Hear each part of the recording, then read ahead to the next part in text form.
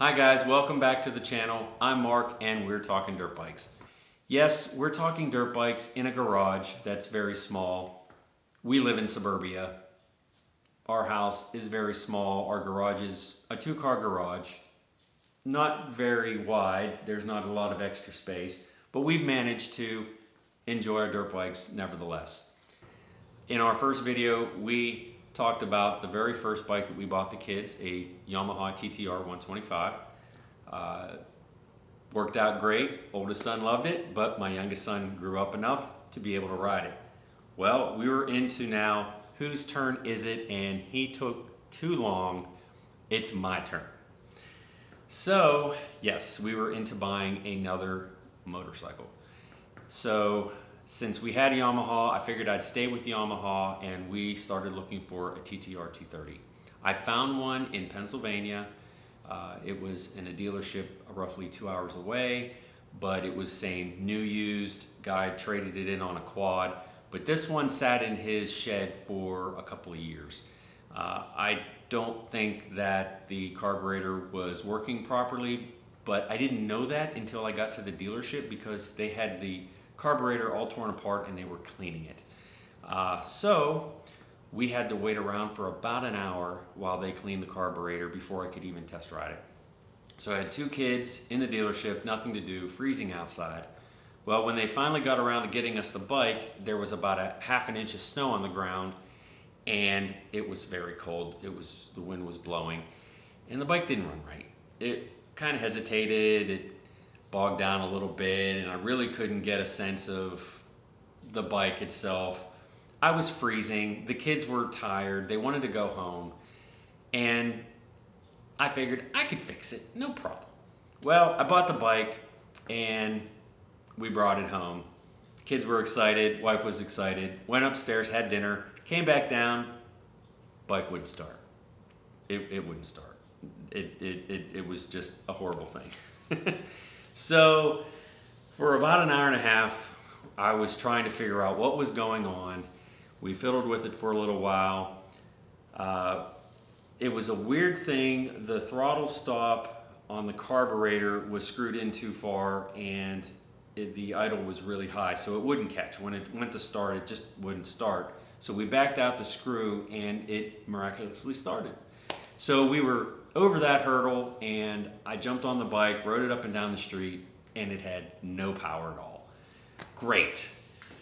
So we weren't out of the woods yet. So we started looking around a little bit more, and it turned out that the boot from the airbox was not completely seated around the carburetor, and it was allowing air to get in through the side. So we took that boot off, we looked at it, we put it back on, perfect, it ran perfect. So we were out of the woods. It was the longest hour and a half of my life because I had a wife looking at me going, why did you buy this bike if it didn't run? And the kids were all upset because they thought I was going to turn around and sell it again. So thankfully, everything worked out fine. Well, we found a new place to ride. It had some woods, it had a little bit of a motocross track. But the kids wanted to go into the woods, and I really wasn't too keen on that because they still were learning how to ride. They didn't quite grasp it 100%. My youngest one was still getting used to the 125. So I told him no. And my wife said, well, eventually you're going to have to let them go into the woods. I mean, that's why they got dirt bikes. So I told her, I says, well, if we do that, then I'm going to have to buy a bike. And she was like, no, you're not going to buy a bike. So I kind of worked on that angle for a while, and I figured, well, in order for me to buy a bike, I'm going to have to find a bike. So I found a 2013 WR250F, which is this bike right here. We still have it. It was a Craigslist listing. It was about an hour away. The guy bought it. It sat in his shed for about a year or so. His son rode, he bought it to ride with him. His son decided, I don't want to ride anymore. And he said, okay, and kept the bike. And then I think his wife was saying, why don't you sell the bike? The listing was 30 days old.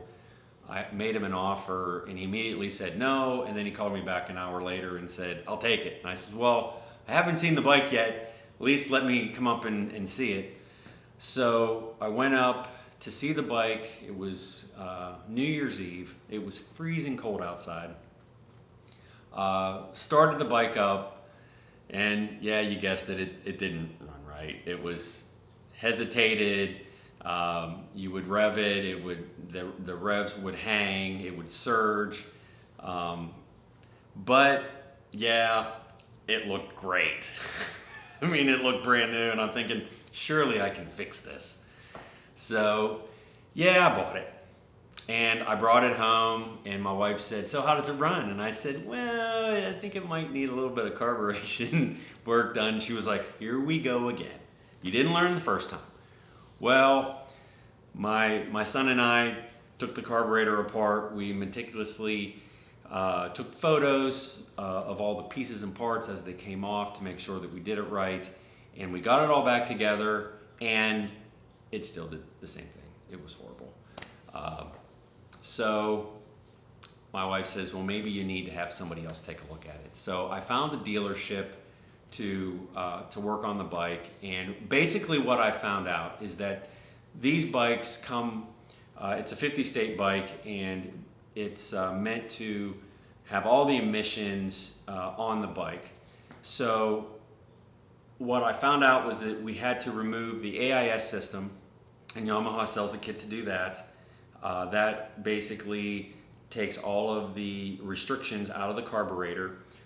We had to buy a new tip for the muffler, which I did that so I could use the spark arrestor still, and to keep the decibels down in case we were riding in some state game lands or something. And then they did a carburetor mod where they wired the fuel accelerator to the butterfly so there wouldn't be that bog at the beginning. So the guys did a great job. We were thankful that everything worked out perfectly. So that was the beginning of our dirt bike experience. I had 3 bikes, and I could take them into the woods. I can get to them if I needed to, and it was great. Hey guys, if you like this video, click the like and subscribe button, and don't forget to click the bell so you won't miss our next video, which is going to be about the bike that my son had to buy. And yes, I bought it for him. And it turned out to be the biggest mistake that we had made in our dirt biking saga. So don't miss that video, it'll be out real soon. Thanks for watching.